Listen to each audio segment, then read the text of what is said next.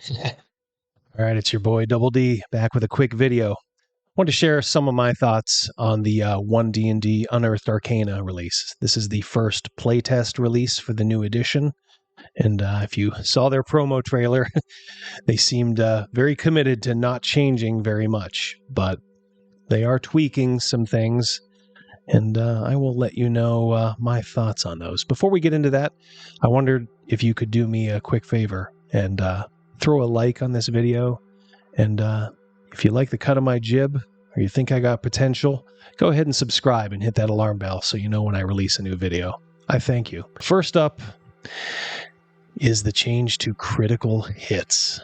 Yeah, this has been making the rounds, and the way this thing reads right now, only the player characters can do a critical hit. I don't agree with that at all. Now, maybe this will change, and maybe this is, where, quote-unquote, your feedback will help them.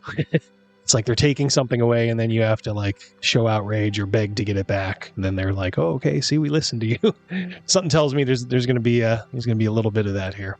But yes, taking away the critical hit for the DM is a disservice, not just to the DM, but to the players. The players get a visceral thrill out of watching that 20 come up. Yes, they groan, and it strikes fear in their hearts, and it should. That's what the game is about. They are tilting the balance, I would say, a little too far in the players' column. I think this is one, if it did make it into the final and you were playing this edition, this is the first thing I would get rid of. The DM should always, always, always be able to critical hit. Not even a question. The next thing is inspiration, and I think they changed inspiration now. It used to be a kind of a reward for role-playing given by the DM, and now it's just if you roll a 20, you get it, and you can use it. And if you get more than 120, you can actually give it to someone who doesn't have it. To me, it just strikes me as very cold, impersonal, mechanical.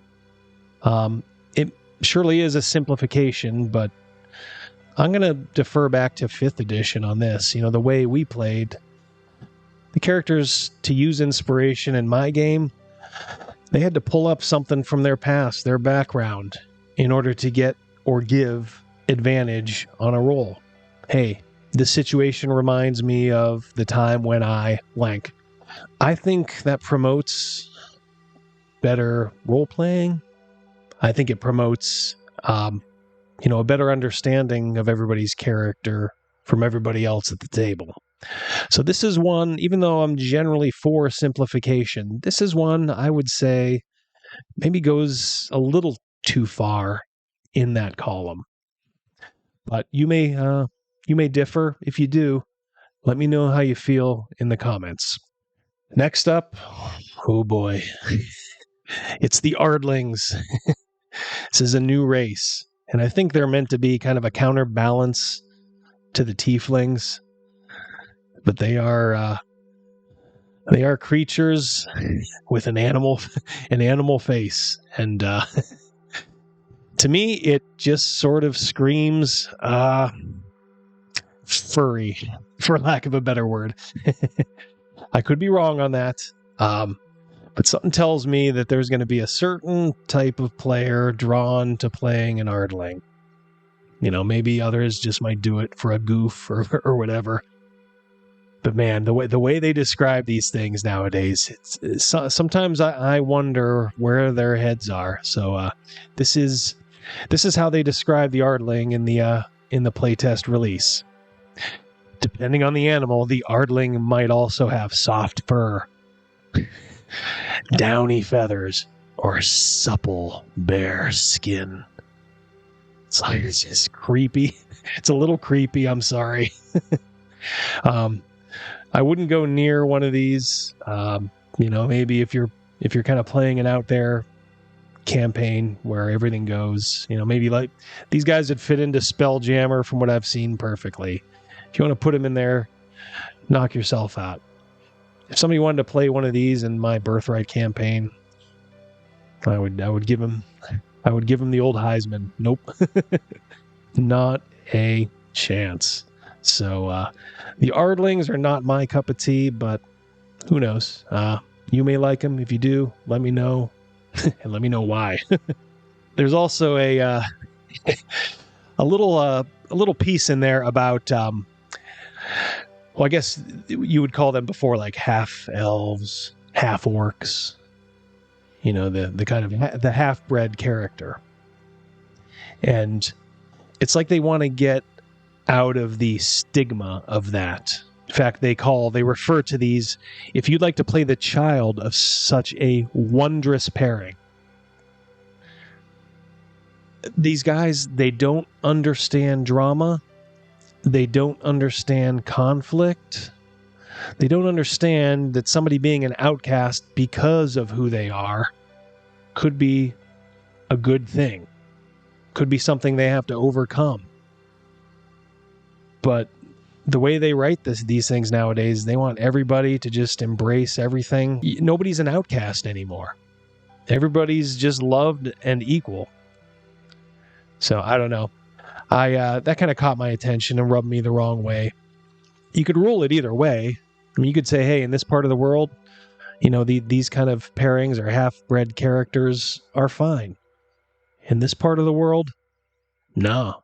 I mean, you are going to be treated like dirt, and it's up to you to either change people's mind or live with the fact that you're not going to change some people's mind. They don't agree with that. They're too chicken shit, quite frankly, to come right out and say that. But they know that's the right answer. You know it's the right answer. To just accept everybody for who they are. It doesn't make for good drama, as they say. The last thing I wanted to look at is the grappling. At first, I had heard, like, you know, from a couple other YouTubers and just kind of skimming it. It seemed like, oh, well, they simplified it. And I guess in some respects, they might have. They basically make your speed 0 when you're grappled. And you have disadvantage on attacks against anybody else except the person who's grappling you. Okay. And the person who is grappling you can move you, essentially, unless there's a huge size discrepancy. They also put in there for escape.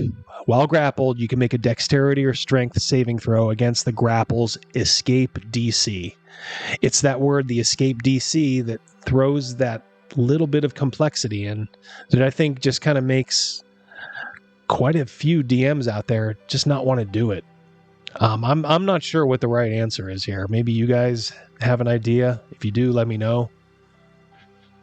I've always thought if you could just get these down to one number and actually put it as part of the character sheet and part of a monster's stat block, boy, that would just make things easy.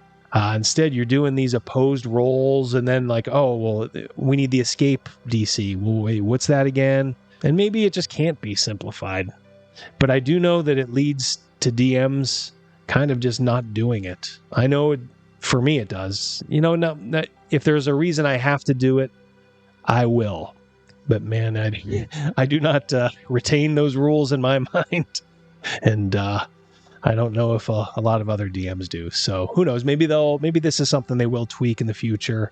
But man, that is my suggestion. It may be an oversimplification, but put it as part of the character's sheet. Make it a derived stat between a couple of different things, and just pare it down to one number.